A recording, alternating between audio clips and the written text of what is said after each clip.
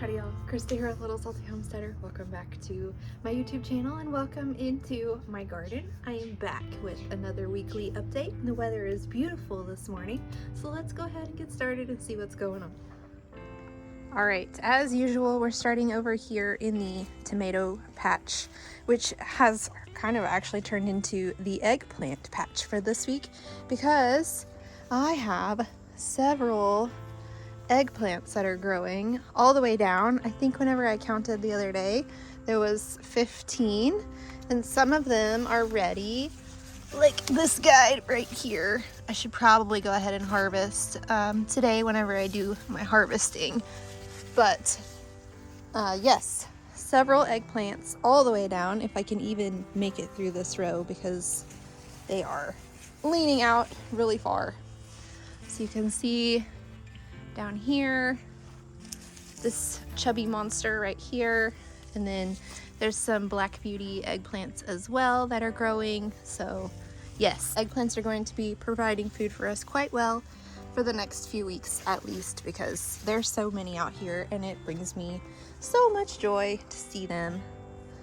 In this bed, where the tomatoes, the remaining tomatoes from this year's tomato plants are growing, I also have brassicas, so broccoli and cauliflower are in this bed. There's also a few carrots that are growing here. If you can see, there's some, and then there's a few there as well. Not the greatest carrot year for me, but I do have a few growing, and then I also still have cowpeas in here that are growing. And yesterday I direct sowed in some giant crimson radish over here, so those won't be germinated yet, but there is a lot of volunteer basil, and there is some lettuce that is growing in here as well. So we will have some salads and some mushrooms. I didn't plant those, they're just growing. But the tomatoes, let me go around to the other side because the eggplant is trying to knock me over. Come over here.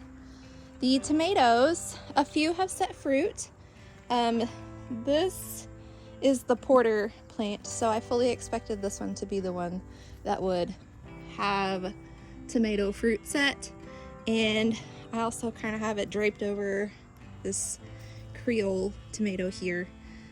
But lots of blooms, if you can see them, all the way up on all of the plants. So hopefully we do have some more tomatoes set soon, because the first frost will be around November 15th. So they have about 5 to 6 weeks left to produce for us. So we'll see. If I don't see substantial fruit set in the next few days, then I'll just start cutting them down, because I don't want to have to deal with a ton of green tomatoes trying to harvest them and such before a frost. So yeah, just kind of waiting to see what happens at this point. It has been a little bit warm, but it is still within the tomato fruit set temperatures, I think. So hopefully I start to see some changes here. But overall, this bed is doing quite well. You can see the broccoli and cauliflower plants are quite healthy, growing right along, growing down the bed here. This bed, let me come this way.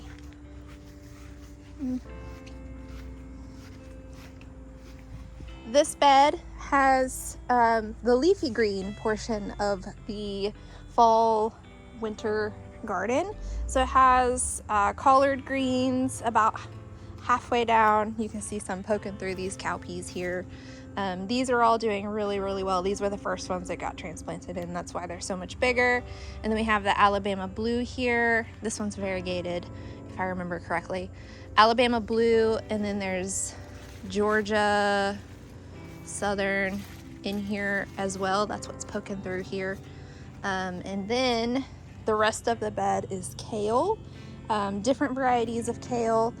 This portion was the most recently transplanted in Everything is looking pretty good. Within a few weeks, these should really start putting on quite a bit of growth and new leaves and such, but overall everything is looking really good. These cowpeas are just going crazy right now, putting on lots of peas and such, so I'm hoping that by the time the first frost comes, I'll have a full quart of dried peas for New Year's and all of that, but we'll see. This one I have draped over the side of the bed, while all of these kale put on some growth and kind of bounce back from transplants and such. But the sweet alyssum is looking really good. That's what this is right here. This is just a white variety of sweet alyssum. All right, over here, there is a little bit of changes that has happened, but the bell peppers and the okra are still growing right along. What has changed is I cleared out some of that blue spice basil to make room for the rutabagas to be transplanted in. So we have the Navone yellow over here, and then we have the purple top over here, kind of mixed in with basil and bell peppers. But the okra and the bell peppers are both still producing. And over here, I don't know if it will be in the okra plants or not, but the last few days there has been a really cute green tree frog just hanging out in the okra. I don't see him this morning, or her. I'll try to put a picture in of the little tree frog because it's really joyful to come out and see the frog just hanging out in the okra plants.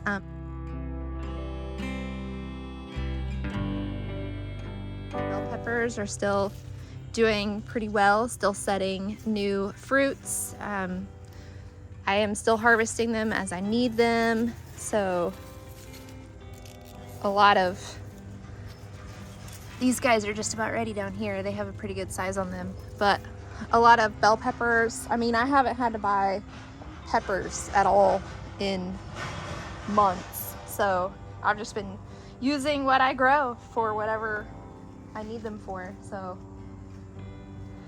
things are doing really well in this bed. That okra down there, I don't know how tall it is, but it's giant. I'll measure it at the end of the season whenever I cut it down, because that will be the easiest way. But this is the heavy hitter okra, and it has put on quite a bit of height as well. And then I'm really looking for that frog back here. That's why I'm back here.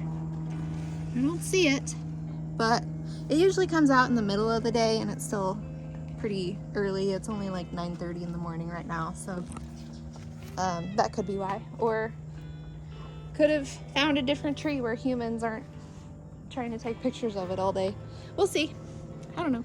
All right, over here into this bed now. You can see the zucchini is blooming. It has quite a bit of leaf growth on it. I don't see any female blooms yet, but I'm not really concerned about that. Usually the male blooms come first, and then, oh, looks like maybe there's a baby female blossom down there. So hopefully soon I may actually get a zucchini that I grew and didn't have to purchase. A lot of these peppers were damaged from winds or human interference. I did not do a really good job staking these guys this year, clearly.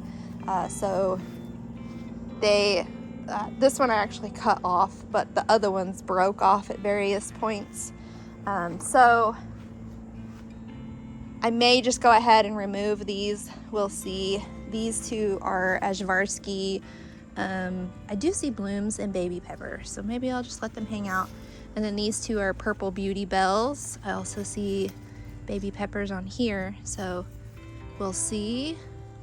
But yeah, they got so heavy with peppers and what have you that if storm winds didn't break them, then the lawnmower pushing through with the lawnmower broke them, or me just out here trying to give them support damaged them. So that's a lesson that I learned. You have to stake your peppers because they get heavy, as you can see here with these shishitos. I actually need to come out here and harvest these because there's a ton. I mean, a ton on these plants. This is 2 plants and they're just loaded. So yeah, these guys are just loaded. So I need to come out and harvest. I usually serve these in a stir fry, but I'll have to check the menu plan to see if I may just need to cook them up as an appetizer or something, because I can't remember what the next stir fry plan is for the meal plans that I have planned out. And then this one is Lesia. It also broke because of wind damage and such. This one has like a mutant pepper growing on it, but it also has some little babies, so I'll just leave it be. The other things that are going on within this bed. Now I did chaos sow a ton of different root vegetables. I have a roly-poly problem. I've been battling it all year. Anytime I direct sow something and it sprouts, something eats it, it's roly-polies. But I'm going to keep trying. So I intentionally sowed some things in here, beets and radishes and turnips. I came through and made very specific places for them. You can see where they are germinating. So we'll see if I can manage to get them to fruition. If not, root vegetables aren't going to be my strong suit this year. Here's some beets. Beets are over here, and those are all germinating fine. So that tells me that roly-polies have come through hungry. So I'm gonna keep an eye on these. I don't know if you guys can see the little baby sprouts. These are all beets. I planted far more golden beets than I did the red beets because they have a milder flavor, but I did plant red beets as well.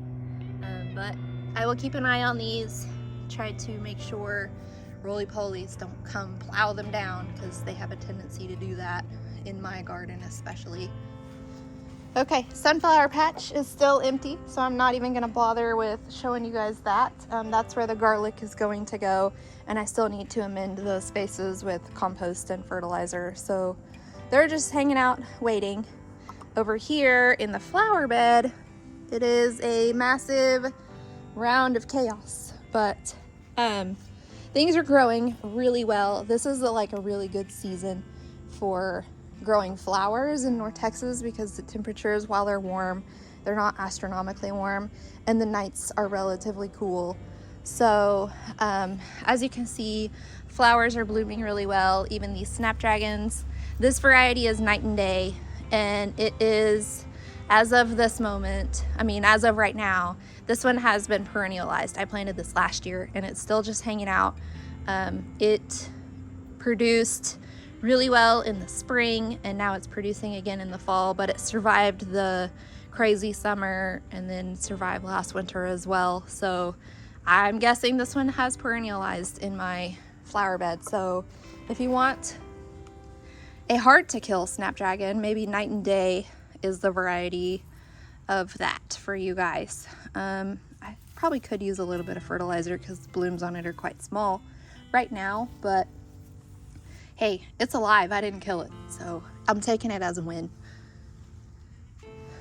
Some other things that are going on in here, all of the cover crops are growing really well. There's a lot of bush beans that have started blooming. I didn't plant them in here. Look, there's a little baby bean, if you can see it. I didn't grow the cover crops to be a food source, but I may harvest the green beans off of them to use for Thanksgiving. We shall see.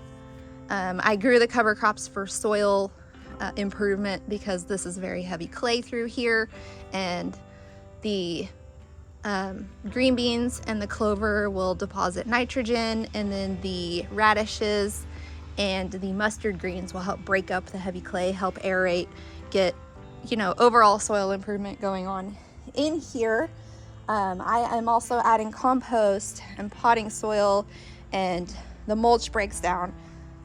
This flower bed is in much better shape than it has been in years past, despite how crazy it looks. And By planting the cover crops, it also gives less space for weeds to be able to germinate and grow. I see some volunteer cilantro there. I'll take that. So overall, I'm happy with the chaos that is occurring in here. Even though it's not necessarily the most attractive thing, it does have a lot of benefits. So I'm happy that so far that has been successful.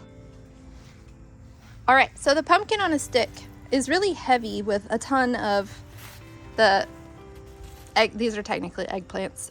It's really heavy with a ton of the eggplants that have set, and the winds from the last storm kind of made it lean. So I just kind of left it.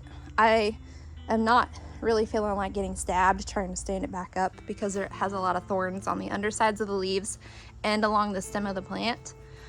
So I'm just letting it lean for now. Once the eggplants start to ripen and turn orange and look like pumpkins and I harvest them off, that will take a lot of weight off of the plant. Hopefully it pops back up. But once the first frost comes through, it will kill it anyway.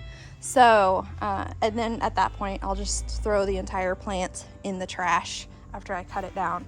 So I'm not too worried about trying to make it stand up and be perfect right now, because its whole purpose. The whole purpose of these pumpkin on a stick plants is for like fall decorations for Halloween and possibly Thanksgiving, depending upon how long they last. What you do is you wait for them to get ripe, and then you cut like a long stem, remove all the leaves and probably the thorns if you can figure out how to do that. And you put it with other flowers or whatever other decoration you have for your floral arrangement, and it kind of just adds to that floral arrangement. So that was the whole point of that, was to use as like a cut flower decoration for fall. I'm still unsure if I'm gonna grow it next year.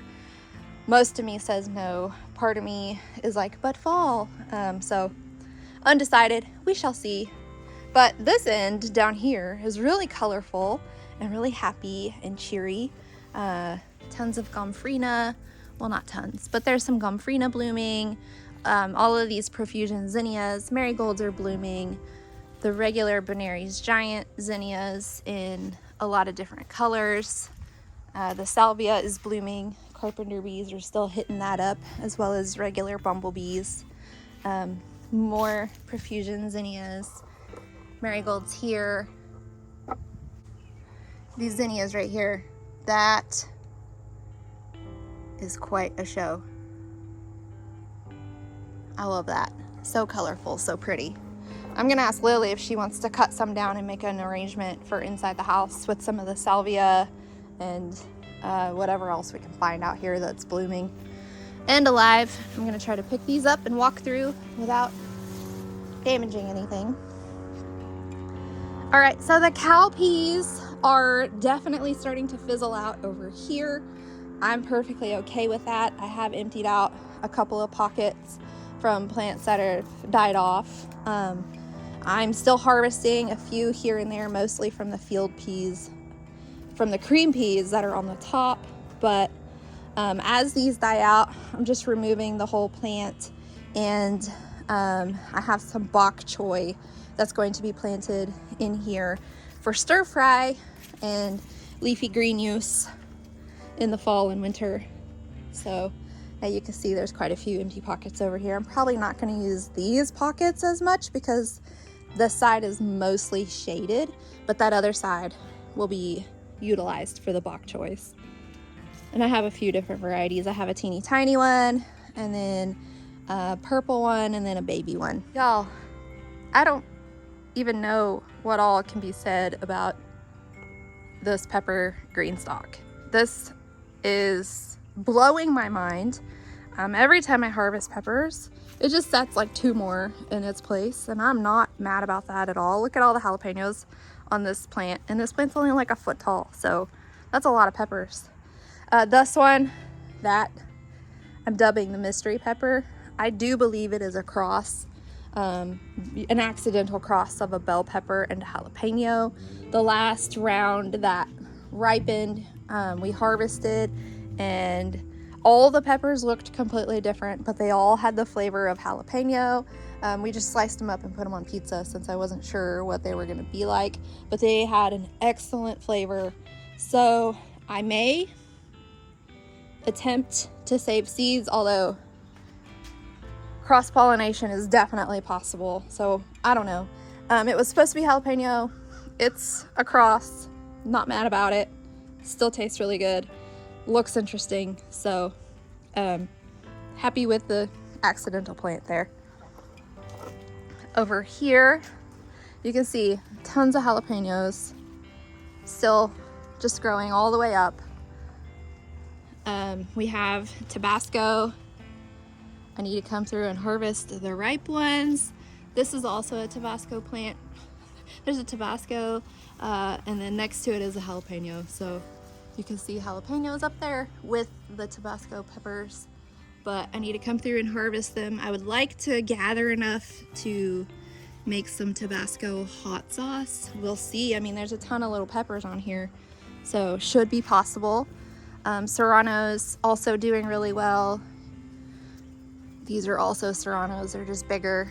So not disappointed at all with all of the different peppers that we have going on here. This green stalk has just been fantastic. Now, it did produce a bit later than the sweet peppers, but I think as the norm, hot peppers typically produce later than sweet peppers anyway. And I also had to troubleshoot some nutrition issues, which obviously got that knocked out because this thing is just, I'm still in disbelief, y'all. Strawberries. These guys are just growing like crazy right now.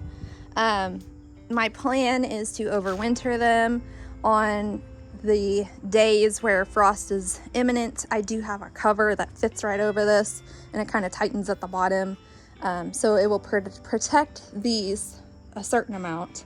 The super cold days, I don't know, I may have to get creative and carry the tiers into the garage or something. We shall see. But these guys are just growing profusely, taking over little by little. I'm really happy with it. Like this down here, all the way onto the ground. So I can start moving these into like other pockets and spreading these out. Cool. Lime tree, it is in a wheeled container. We can move it either into the house or the garage a lot easier now. We will have to clear space in the garage because this is a much bigger container than the lime tree last year. A ton of volunteer basil. I don't know if it's blue spice or cinnamon. I don't think it's Persian because it's not purple, but we'll see. I'm just kind of letting it grow for now. Maybe I can have some fresh basil through the winter since I'll be moving the plant indoors once winter temperatures are here. This green stalk, it's here. You know, I don't really pay a whole lot of attention to this one other than regular water. I do come and check for okra every day, and there's one that's ready there. I harvest it as it's ready, but other than that, I'm not really doing a whole lot over here. The peppers, they're doing much better now that I figured out that watering issue that was happening with this part up here. But just kind of keeping things alive for now. I still need to come through and remove a ton of mint that's everywhere, and I need to go ahead and cut down the basils because they're pretty much spent. Kind of get this ready to become like a medicinal-ish herb green stalk. But you know, right now I'm just watering it and harvesting the okra, waiting to see if I get more peppers out of there. I did get a habanero out of there the other day, so that was cool. All right, I don't really give a whole lot of updates on the plants over here because they're just perennials. The hydrangea kind of blooms one time per year and then it's done. I will need to get a bigger container for it because it will outgrow the 5-gallon bucket pretty quickly. But I wanted to show Logan's mom here. Logan is my middle son. We have had this, I think this is the 3rd year that we've had this. kept it alive and it's about to bloom again. So that is really cool. Aloe still just growing along. This one will be another one that gets carted in for the winter. Seedlings hardening off. So these guys will be transplanted out next Tuesday. And then these guys will follow the week after that. So most of these three are bok choy. This is tatsoi here and kohlrabi here. This is the purple kohlrabi in this one that's ready to go. Snapdragons will go into the flower bed in the middle of all the chaos. According to another channel that I watch who focuses solely on flowers, or mostly on flowers, she plants her snapdragons out in the fall, lets them kind of overwinter, and then whenever spring comes, she gets better blooms. So I'm gonna try that because we really love snapdragons. But that is the early October North Texas vegetable garden. It's still doing really well. Lots of life. Lots of color, lots of chaos. All right, but that is it for this week's weekly update. If you liked today's video and you want to see how the garden progresses from week to week, please like and subscribe and comment and do all those different YouTube-y things. But until next time, go find a way to get those garden manicures. Bye.